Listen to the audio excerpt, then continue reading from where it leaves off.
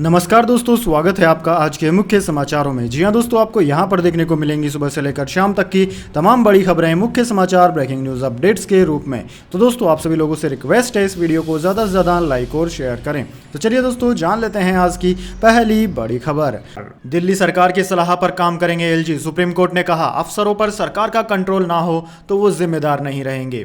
जी हाँ दोस्तों, supreme court ने गुरुवार को अपना फैसला दिया कि दिल्ली में सरकारी अफसरों पर चुनी हुई सरकार का ही कंट्रोल रहेगा। 5 जजों की संविधान पीठ ने एक राय से कहा कि पब्लिक ऑर्डर, पुलिस और जमीन को छोड़कर उपराज्यपाल बाकी सभी मामलों में दिल्ली सरकार की सलाह और सहयोग से ही काम करेंगे। दोस्तों, आपकी जानकारी के लिए बता दें, दिल्ली में विधानसभा और सरकार का कामकाज तय करने के लिए राष्ट्रीय राजधानी क्षेत्र दिल्ली सरकार GNCTD अधिनियम 1991 है। केंद्र सरकार ने 2021 में इसमें बदलाव कर दिया। कहा गया कि विधानसभा के बनाए किसी भी कानून में सरकार का मतलब उपराज्यपाल होगा। सरकार किसी भी फैसले में एलजी की राय जरूर लेगी। वहीं दोस्तों, दूसरा, दिल्ली में जॉइंट सेक्रेटरी और इस रैंक से ऊपर के अफसरों के ट्रांसफर और पोस्टिंग के अधिकार के मुद्दे पर सरकार और उपराज्यपाल के बीच टकराव था। दिल्ली सरकार उपराज्यपाल का दखल नहीं चाहती थी। इन दोनों मामलों को लेकर आम आदमी पार्टी सरकार सुप्रीम कोर्ट में पहुंची थी, जहां पर सुप्रीम कोर्ट ने यह ऐतिहासिक फैसला सुनाया। दोस्तों, सुप्रीम कोर्ट ने अपने फैसले में कहा कि केंद्र और राज्य दोनों के पास कानून बनाने का अधिकार है, लेकिन इस बात का ध्यान रखा जाए कि केंद्र का इतना ज्यादा दखल ना हो कि वह राज्य सरकार का काम अपने हाथ में ही ले ले। इससे संघीय ढांचा प्रभावित होगा। अगर किसी अफसर को ऐसा लगता है कि उस पर सरकार नियंत्रण नहीं कर सकती है तो उनकी जिम्मेदारी घटेगी और कामकाज पर इसका असर पड़ेगा। उपराज्यपाल को दिल्ली सरकार की सलाह पर ही काम करना होगा। दोस्तों, आपकी जानकारी के लिए बता दें, इस केस की सुनवाई सुप्रीम कोर्ट की 5 जजों की संविधान पीठ कर रही थी। CJI DY Chandrachud, justice MR Shah, justice Krishna Murari, justice Hima Kohli और जस्टिस PS नरसिम्हा इसमें शामिल थे। बेंच ने 18 जनवरी को सुनवाई पूरी कर फैसला सुरक्षित रखा था। संवैधानिक बेंच को यह केस 6 मई 2022 को रेफर किया गया था। इसके बाद दोस्तों, अगली बड़ी खबर। गिरफ्तारी के 2 दिन बाद इमरान खान की रिहाई। पाक सुप्रीम कोर्ट ने कहा, गिरफ्तारी गैर कानूनी। इमरान बोले, मुझे आतंकी जैसा सलूक हुआ। जी हां दोस्तों, पाकिस्तान के पूर्व प्रधानमंत्री इमरान खान को गिरफ्तारी के 2 दिन बाद ही सुप्रीम कोर्ट ने रिहा कर दिया। चीफ जस्टिस की अगुवाई वाली 3 जजों की बेंच ने गुरुवार को खान की गिरफ्तारी को गैर कानूनी बताते हुए नेशनल अकाउंटेबिलिटी ब्यूरो NAB से कहा कि इमरान को रिहा करें। चीफ जस्टिस उमर अता बंदियाल ने सुनवाई के दौरान कहा कि सुप्रीम कोर्ट, हाई कोर्ट या किसी भी अदालत के किसी आरोपी को गिरफ्तार नहीं किया जा सकता। आप अदालत की तौहीन कर सकते हैं। मीडिया रिपोर्ट्स के मुताबिक चीफ जस्टिस ने इमरान से हालचाल पूछा। इस पर खान ने कहा कि मुझे गिरफ्तार नहीं, अगवा किया गया था, कस्टडी में मारपीट की गई। चीफ जस्टिस ने कहा कि हम आपको रिहा करने का हुक्म दे रहे हैं, लेकिन आपकी गिरफ्तारी के बाद मुल्क में जो हिंसा हुई है आपको उसकी निंदा करनी होगी। रिहाई के बाद इमरान ने कहा कि मेरी गिरफ्तारी ऐसे की गई जैसे मैं कोई आतंकी हूं। क्रिमिनल जैसा सलूक किया गया, डंडों से पीटा गया, 145 से ज्यादा फर्जी केस डाल दिए गए। मेरी गिरफ्तारी के बाद देश में क्या हुआ मुझे नहीं पता। मैं नहीं चाहता कि देश में हालत खराब हो। दोस्तों, आपकी जानकारी के लिए बता दें, इमरान खान को मंगलवार को इस्लामाबाद हाई कोर्ट के बायोमेट्रिक रूम से नेशनल अकाउंटेबिलिटी ब्यूरो के वारंट पर पैरामिलिट्री फोर्स ने गिरफ्तार किया था। हाई कोर्ट ने उनकी गिरफ्तारी को कानूनन सही ठहराते हुए NAB को 8 दिन के फिजिकल रिमांड पर सौंप दिया था। खान की गिरफ्तारी अल कादिर ट्रस्ट स्कैम में की गई थी। सरकार का आरोप है कि यह 60 अरब पाकिस्तानी रुपए का घोटाला है। इसमें से 40 अरब तो ब्रिटेन सरकार ने पाकिस्तान को दिए थे। इमरान तब प्रधानमंत्री थे, उन्होंने कैबिनेट से भी इस मामले को छिपा लिया। वहीं दोस्तों, बुधवार शाम को खान की पार्टी पाकिस्तान तहरीक इंसाफ ने सुप्रीम कोर्ट में गिरफ्तारी के खिलाफ पिटीशन दायर की। चीफ जस्टिस ने 1 घंटे में खान को पेश करने का हुक्म दिया। जब वो पेश हुए तो 7 मिनट में रिहाई का आदेश दे दिया। इसके बाद दोस्तों, अगली बड़ी खबर। मनीष सिसोदिया पत्नी को जेल से वीडियो कॉल कर सकेंगे। याचिका में कहा था पत्नी बीमार है। जमानत पर हाई कोर्ट ने फैसला सुरक्षित रखा। जी हां दोस्तों, शराब नीति केस में तिहाड़ जेल में बंद दिल्ली के पूर्व डिप्टी CM मनीष सिसोदिया अपनी पत्नी को वीडियो कॉल कर सकेंगे। दिल्ली हाई कोर्ट ने जेल अधिकारियों को मैनुअल के हिसाब से पूर्व डिप्टी CM को 1 दिन के अंतराल पर दोपहर 3 से 4 बजे के बीच पत्नी से बात कराने का निर्देश दिया। सिसोदिया ने पत्नी के खराब स्वास्थ्य का हवाला देते हुए याचिका दाखिल कर अंतरिम जमानत की मांग की थी। दिल्ली हाई कोर्ट ने शराब नीति केस से जुड़े CBI केस में मनीष सिसोदिया की जमानत याचिका पर गुरुवार को फैसला सुरक्षित रख लिया था। दोस्तों, आपकी जानकारी के लिए बता दें, CBI शराब नीति केस में अनियमितता की जांच कर रही है। एजेंसी ने 8 घंटे की पूछताछ के बाद 26 फरवरी को सिसोदिया को गिरफ्तार कर लिया था। इसके बाद से वे एजेंसी की हिरासत में है। इससे पहले 31 मार्च को दिल्ली की सेशन कोर्ट उनकी जमानत याचिका खारिज कर चुकी है। तब सिसोदिया ने जमानत के लिए हाईकोर्ट का दरवाजा खटखटाया था। इसके बाद दोस्तों अगली बड़ी खबर, उद्धव से फ्लोर टेस्ट के लिए कहना गलत फैसला था। सुप्रीम कोर्ट ने कहा महाराष्ट्र गवर्नर के पास बहुमत पर शक करने का कोई ठोस आधार नहीं था। जी हां दोस्तों, महाराष्ट्र में करीब 4 साल पहले हुए सियासी उठापटक पर गुरुवार को सुप्रीम कोर्ट ने फैसला सुना दिया। फैसले की सबसे बड़ी बात यह है कि एकनाथ शिंदे मुख्यमंत्री बने रहेंगे, लेकिन उनकी ये जीत उद्धव ठाकरे के इस्तीफे की वजह से हुई। कोर्ट ने कहा है कि उद्धव ठाकरे ने फ्लोर टेस्ट का सामना ही नहीं किया था, खुद ही इस्तीफा दे दिया। ऐसे में अदालत इस्तीफा रद्द नहीं कर सकती है। हम पुरानी सरकार बहाल नहीं कर सकते। सुप्रीम कोर्ट ने यह भी कहा कि महाराष्ट्र गवर्नर का उद्धव सरकार से फ्लोर टेस्ट के लिए कहना गलत फैसला था। गवर्नर के पास बहुमत पर शक करने का ठोस आधार नहीं था। फैसले के बाद पूर्व मुख्यमंत्री उद्धव ठाकरे ने कहा कि मैं गद्दार लोगों के साथ सरकार कैसे चलाता। शिंदे सरकार में नैतिकता नहीं है, नहीं तो वो आज इस्तीफा दे देते। इस पर डिप्टी सीएम देवेंद्र फडणवीस ने कहा कि उद्धव ने नैतिकता नहीं बल्कि हार के डर से के चलते इस्तीफा दिया। मुख्यमंत्री बनने के लिए कांग्रेस और एनसीपी के साथ गए। इसके बाद दोस्तों अगली बड़ी खबर, घर में एशिया कप आयोजन को लेकर कुछ भी करने को तैयार है पाकिस्तान। चली अंतिम चाल, नहीं माना तो होगा बड़ा नुकसान। जी हां दोस्तों, पाकिस्तान में एशिया कप 2023 का आयोजन कराने पर बुरी तरह से अड़ा पीसीबी एक बार फिर नए प्रस्ताव के साथ सामने आ गया है। भारत के बाद बांग्लादेश और श्रीलंका भी पाकिस्तान में एशिया कप कराने के विरोध में आ गए हैं। वहीं दोस्तों पीसीबी की तरफ से भी यह संकेत दिए जा रहे हैं कि अगर पाकिस्तान में आयोजन नहीं हुआ तो वो इस टूर्नामेंट से बाहर हो जाएगा। रिपोर्ट की माने तो पीसीबी और एशियन क्रिकेट काउंसिल की बुधवार को मीटिंग हुई। इस मीटिंग में पीसीबी की तरफ से 2 भागों में एशिया कप का आयोजन कराने की मांग की गई। पहले चरण के दौरान भारत को छोड़कर अन्य सभी टीमें पाकिस्तान में जाकर मैच खेलेंगी। दूसरे चरण के दौरान भारत सहित अन्य सभी टीमें यूएई में एशिया कप के मैच खेलेगी। साथ ही कहा गया कि अगर यह प्रस्ताव ठुकराया गया तो पाकिस्तान इस टूर्नामेंट का हिस्सा नहीं बनेगा। पाकिस्तान के पास इस बार एशिया कप 2023 के आयोजन का हक है। भारत पहले यह साफ कर चुका है कि टीम इंडिया पाकिस्तान में खेलने के लिए नहीं जाएगी। ऐसे में पाकिस्तान को अन्य बोर्ड का सहारा था। अब श्रीलंका और बांग्लादेश क्रिकेट बोर्ड की तरफ से भी एशिया कप पाकिस्तान में कराने को लेकर आपत्ति जताई गई। यह दोनों बोर्ड सितंबर की गर्मी में यूएई में क्रिकेट खेलने के लिए भी तैयार नहीं है। इसके बाद दोस्तों अगली बड़ी खबर, सुप्रीम कोर्ट में बड़ी जीत के बाद एक्शन में आई दिल्ली सरकार। सेवा सचिव आशीष मोरे को हटाया। जी हां दोस्तों, सुप्रीम कोर्ट के आदेश के बाद दिल्ली सरकार एक्शन में है। अधिकारियों के हस्तांतरण तैनाती पर नियंत्रण देने के सुप्रीम कोर्ट के फैसले के कुछ ही घंटों बाद दिल्ली सरकार ने सेवा सचिव आशीष मोरे को हटा दिया। एक अधिकारी ने यह जानकारी दी। दिल्ली सरकार के सर्विसेज विभाग के मंत्री सौरभ भारद्वाज ने सेवा सचिव बदलने का आदेश जारी कर दिया। आशीष मोरे को सर्विसेज सचिव पद से हटा दिया गया है। अतिल कुमार सिंह दिल्ली के नए सेवा सचिव होंगे। सिंह 1995 बैच के आईएएस अधिकारी है। वे जल बोर्ड के सीईओ रह चुके हैं। दोस्तों सुप्रीम कोर्ट की ओर से गुरुवार को आम आदमी पार्टी की सरकार को हस्तांतरण पद स्थापना पर नियंत्रण देने का आदेश दिया गया है। इसके कुछ घंटे बाद ही दिल्ली सरकार ने सेवा विभाग के सचिव आशीष मोरे को पद से हटा दिया। इसके बाद दोस्तों अगली बड़ी खबर, आतंकी पर बैन से चीन को दिक्कत। पठानकोट पुलवामा हमले में आरोपी है रऊफ। ड्रैगन ने यूएन में भारत के प्रस्ताव पर अड़ंगा लगाया।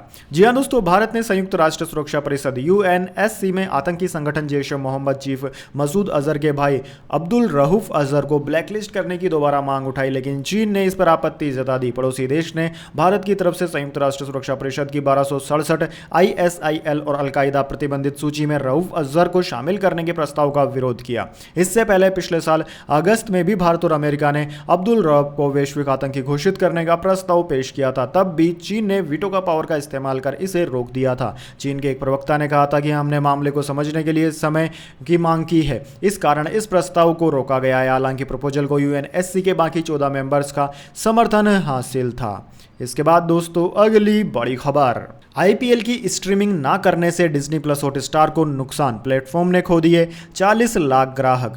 जी हां दोस्तों, मनोरंजन क्षेत्र की दिग्गज कंपनी वॉल्ट डिज्नी कंपनी की प्रमुख स्ट्रीमिंग सेवा डिज्नी प्लस के लिए यूजर्स के मोर्चे पर एक बुरी खबर आई है। कंपनी ने 1 अप्रैल को समाप्त दूसरी तिमाही में 40 लाख ग्राहकों को खो दिया है, क्योंकि कंपनी छटनी के तीसरे दौर में पहुंच गई है। इसके अलावा एक और जो सबसे बड़ी वजह है वो ये है कि कंपनी ने इंडियन प्रीमियर लीग यानी कि आईपीएल के स्ट्रीमिंग अधिकार को अपने पास नहीं रखा था। वित्त वर्ष 2023 की दूसरी तिमाही में कंपनी पिछली तिमाही में 161.8 मिलियन की तुलना में 157.8 मिलियन ग्राहकों की सूचना दे रही है। गिरावट के पीछे प्रमुख कारण डिज्नी प्लस हॉटस्टार है, जिसके पिछले 8% ग्राहकों को खो दिया है। 2023 की पहली तिमाही में 57.5 मिलियन ने, दूसरी तिमाही में इसके ग्राहकों की संख्या 52.9 मिलियन ही रख दी है। इसका सबसे बड़ा कारण आईपीएल को माना जा रहा है, क्योंकि इस बार Disney plus Hotstar IPL IPL को प्रस्तुत नहीं कर रहा है। आईपीएल को प्रस्तुत इस बार जियो सिनेमा कर रहा है। इसके बाद दोस्तों अगली बड़ी खबर, ईओडब्ल्यू ने अश्नीर ग्रोवर के खिलाफ दर्ज की एफआईआर। 81 करोड़ की धोखाधड़ी का आरोप। अश्नीर बोले भारत पे की वैल्यू को रजनीश कुमार ने डिस्ट्रॉय किया।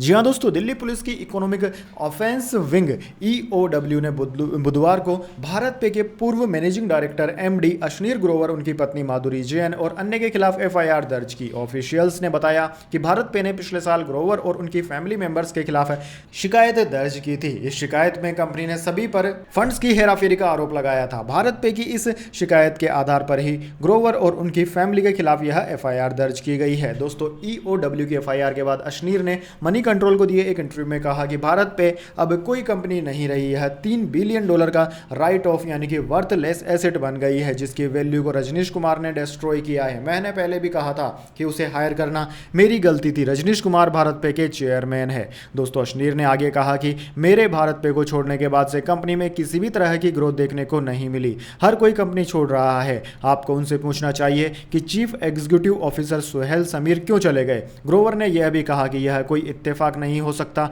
कि जज द्वारा दूसरे मामले में फैसला सुरक्षित रखने के कुछ घंटे बाद ही ईओडब्ल्यू ने कल शाम 6 बजे उनके खिलाफ एफआईआर दर्ज की है। इसके बाद दोस्तों अगली बड़ी खबर, मैनकाइंड फार्मा के नई दिल्ली ऑफिस पर आईटी का छापा। कंपनी बोली ऑपरेशनल परफॉर्मेंस पर कोई असर नहीं, 2 दिन पहले मार्केट में किया था डेब्यू। जी हां दोस्तों, इनकम टैक्स डिपार्टमेंट यानी कि आईटी ने गुरुवार को फार्मा कंपनी मैनकाइंड फार्मा के नई दिल्ली ऑफिस पर छापा मारा। राइटर्स की रिपोर्ट के मुताबिक सरकारी सूत्रों ने बताया कि आईटी डिपार्टमेंट टैक्स चोरी के आरोप के चलते मैनकाइंड फार्मा के ऑफिस की तलाशी, दस्तावेजों की जांच और लोगों से पूछताछ भी कर रहा है। इस बीच आईटी की इस रेड को लेकर मैनकाइंड फार्मा ने कहा कि आईटी डिपार्टमेंट कंपनी के कुछ ऑफिसर्स को और एम्प्लॉयड्स की तलाशी ले रहा है। कंपनी के अधिकारी आईटी डिपार्टमेंट के अधिकारियों के साथ सहयोग कर रहे हैं और उनके सवालों का जवाब दे रहे हैं। इस रेड का हमारे ऑपरेशनल परफॉर्मेंस पर कोई असर नहीं पड़ा है। कंपनी ने यह भी कहा है कि यह तलाशी पूरी होने के बाद किसी भी महत्वपूर्ण जानकारी या घटना की जानकारी स्टॉक एक्सचेंजों को अपडेट कर दी जाएगी। इसके बाद दोस्तों जाने अगली बड़ी खबर, लेकिन उससे पहले मेरी आपसे एक छोटी सी रिक्वेस्ट है, अगर दोस्तों आपको अभी तक हमारी न्यूज़ पसंद आई तो इसे एक छोटा सा लाइक जरूर दे दीजिए, और अगर आपको पसंद नहीं आई है तो बेशक आप डिसलाइक भी कर सकते हैं, लेकिन दोस्तों लाइक और डिसलाइक जरूर कीजिए, क्योंकि दोस्तों यही हमारी मेहनत का फल होता है और इसी से हमें पता चलता है कि आपको हमारी वीडियोस पसंद आ रही है या नहीं। तो चलिए दोस्तों जान लेते हैं आज की अगली बड़ी खबर।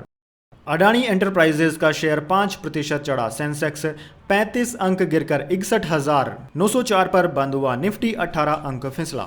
जी हां दोस्तों, गुरुवार को शेयर बाजार में फ्लैट कारोबार देखने को मिला। सेंसेक्स 35 अंक गिरकर 61,904 के स्तर पर बंद हुआ। वहीं दोस्तों निफ्टी में 18 अंकों की गिरावट रही। ये 18,297 के स्तर पर बंद हुआ। सेंसेक्स के 30 में से 22 शेयरों में बढ़त और सिर्फ 8 में गिरावट देखने को मिली। आज दोस्तों अडानी ग्रुप के सभी 10 शेयरों में भी तेजी देखने को मिली। ग्रुप की फ्लैगशिप कंपनी अडानी एंटरप्राइजेज का शेयर आज 5% चढ़ा। फार्मा सेक्टर 1.26% टूटकर बंद हुआ। वहीं कंज्यूमर ड्यूरेबल्स में 0.9% की तेजी रही। Realty, private bank, bank Nifty और ऑटो में 0.3 से 0.5% के करीब तेजी रही। डॉक्टर रेड्डीज का शेयर खराब नतीजों के चलते करीब 7% फिसला। आज रुपया अमेरिकी डॉलर के मुकाबले 15 पैसे टूटकर 82.09 रुपए पर बंद हुआ। वहीं दोस्तों आज निफ्टी 50 के टॉप गेनर और टॉप लूजर्स की बात की जाए तो निफ्टी 50 के टॉप गेनर्स में अडानी एंटरप्राइजेज, एशियन पेंट्स और HUL रहे, जबकि टॉप लूजर्स में डॉक्टर रेड्डीज, L&T और हिंडाल्को शामिल हैं। इसके बाद दोस्तों अगली बड़ी खबर, सोना चांदी में आई 1650 रुपए की बड़ी गिरावट। जान लीजिए आज के दाम।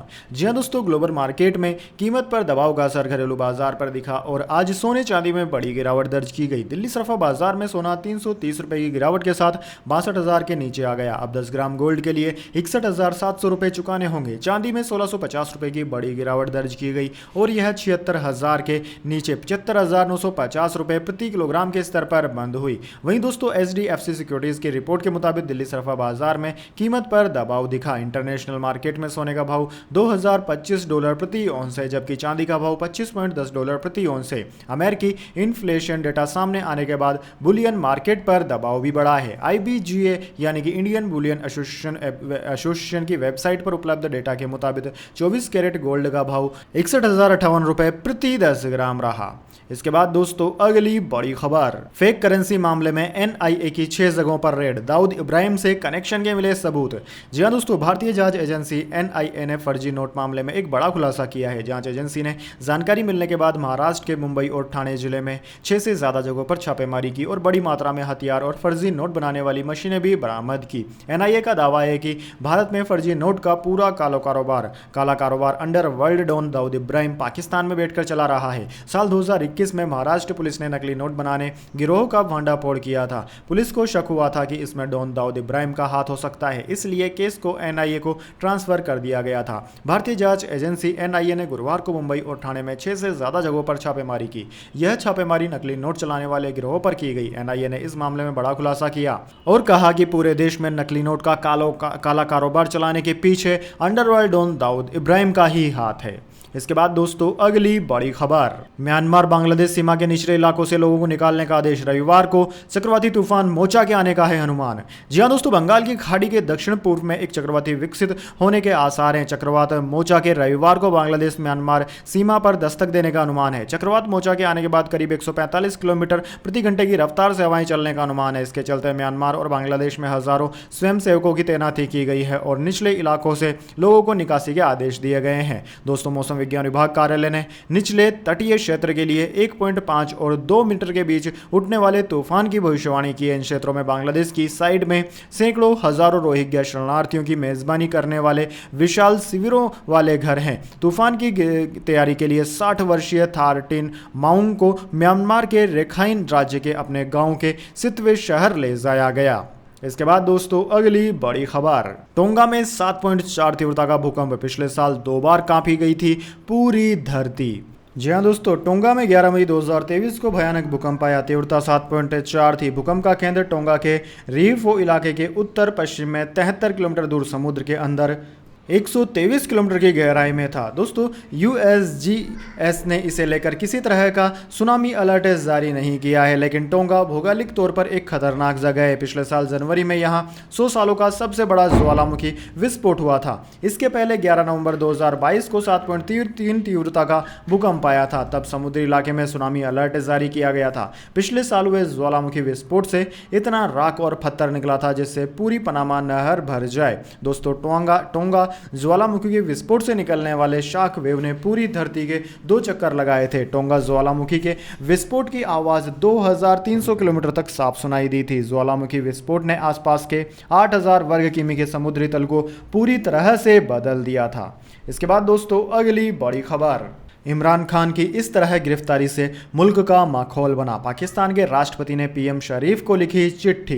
जी हां दोस्तों, पाकिस्तान के पूर्व प्रधानमंत्री इमरान खान की अल कादिर ट्रस्ट घोटाले में गिरफ्तारी के बाद से पड़ोसी मुल्क में हिंसक घटनाएं जारी है। इस्लामाबाद, पंजाब, सिंध समेत कई जगहों से प्रदर्शन और पीटीआई समर्थकों की पुलिस के साथ झड़प की खबरें भी आ रही है। पाकिस्तान के सुप्रीम कोर्ट ने इमरान खान की गिरफ्तारी पर कई सवाल खड़े किए। दूसरी तरफ इमरान की गिरफ्तारी के चलते तरीके को लेकर पाकिस्तान के राष्ट्रपति आरिफ अलवी ने प्रधानमंत्री शहबाज शरीफ को चिट्ठी लिखी। राष्ट्रपति आरिफ अलवी ने पीएम को लिखा कि चिट्ठी में लिखा है उन्होंने कि जिस तरीके से इमरान खान को अदालत परिसर से गिरफ्तार किया गया है उससे मुल्क की इमेज खराब हुई। अंतर्राष्ट्रीय बिरादरी में पाकिस्तान का माहौल यानी कि मजाक बनाया जा रहा है। इमरान खान की गिरफ्तारी के बाद अदालत से सड़क तक हलचल मची हुई है। पाकिस्तान के सुप्रीम कोर्ट ने इमरान खान की गिरफ्तारी पर कई सवाल खड़े किए। सुप्रीम कोर्ट ने सख्त लहजे में कहा कि अदालत के परिसर से इमरान की गिरफ्तारी डिसग्रेसफुल यानी कि अपमानजनक है। अदालत ने इमरान को 1 घंटे के भीतर पेश करने को भी कहा और बाद में सुप्रीम कोर्ट ने इमरान खान को रिहा भी कर दिया। इसके बाद दोस्तों अगली बड़ी खबर, जंतर मंतर पर रेसलर्स ने मनाया ब्लैक डे, विनेश बोली। ब्रजभूषण ने लोकसभा चुनाव में जबरदस्ती करवाया प्रचार, नाबालिग पहलवान के बयान दर्ज। जी हां दोस्तों, भारतीय कुश्ती संघ अध्यक्ष ब्रजभूषण शरण सिंह की गिरफ्तारी की मांग को लेकर जंतर मंतर पर पहलवानों के धरने का 19वां दिन भी समाप्त हो गया। कल दोस्तों रेसलर्स ने ब्लैक डे मनाया। सभी पहलवानों ने काली पट्टी बांधी, दोपहर 2 बजे तक काली पट्टी पहनकर प्रदर्शन किया। वहीं दिल्ली पुलिस ने बताया कि ब्रजभूषण शरण सिंह पर यौन उत्पीड़न का आरोप लगाने वाली नाबालिग महिला पहलवान ने मजिस्ट्रेट के सामने सीआरपीसी 164 के तहत बयान दर्ज कराया है। पुलिस ने wrestling federation of India WFIA को भी नोटिस देकर कुछ टूर्नामेंट की जानकारी मांगी है। महिला पहलवानों ने आरोप लगाया था कि यौन उत्पीड़न की कुछ कथित घटनाएं उन टूर्नामेंट में हुई जहां ब्रजभूषण भी मौजूद थे। दिल्ली पुलिस ने मामले से जुड़े 15 अन्य गवाहों के बयान भी दर्ज किए हैं। साथ ही ओलंपिक बॉक्सर मेरी कॉम की अध्यक्षता वाली ओवरसाइट कमेटी की रिपोर्ट भी मांगी है। इस कमेटी ने ब्रजभूषण शरण सिंह के खिलाफ पहलवानों के आरोपों की जांच की थी। मामले में एक अधिकारी ने कहा कि वैसे तो समिति की रिपोर्ट में पहलवानों के बयान थे, लेकिन उसे अलग से दर्ज करवा लिया गया था ताकि कोर्ट में दिक्कत न हो। तो दोस्तों, यह थी आज की तमाम बड़ी खबरें। बात दोस्तों बारी आती है आज के माइंड क्यूज क्वेश्चन की। जी हाँ दोस्तों, एक आसान से सवाल का जवाब देकर आप जीत सकते हैं एक अमेजिंग सरप्राइज गिफ्ट हमारे यूट्यूब चैनल की ओर से। तो दोस्तों, आज का सवाल आपकी स्क्रीन पर आ चुका है। भारत में सबसे कम वर्षा कौन से राज्य में होती है? जी हाँ दोस्तों, अगर आप जानते हैं भारत के सबसे शुष्क राज्य का नाम तो जल्दी से कमेंट बॉक्स में लिख दीजिए। अगर दोस्तों आपका जवाब होता है एकदम सही और आप चले जाते हैं लकी विजेता के रूप में, तो आपको मिल सकता है एक अमेजिंग सरप्राइज गिफ्ट हमारे यूट्यूब चैनल की ओर से। तो दोस्तों, जल्दी से अपना उत्तर कमेंट बॉक्स में लिख दीजिए, वीडियो को लाइक कर लीजिए और चैनल को सब्सक्राइब करके बेल आइकन भी दबा लीजिए। धन्यवाद। वंदे मातरम। जय हिंद, जय भारत।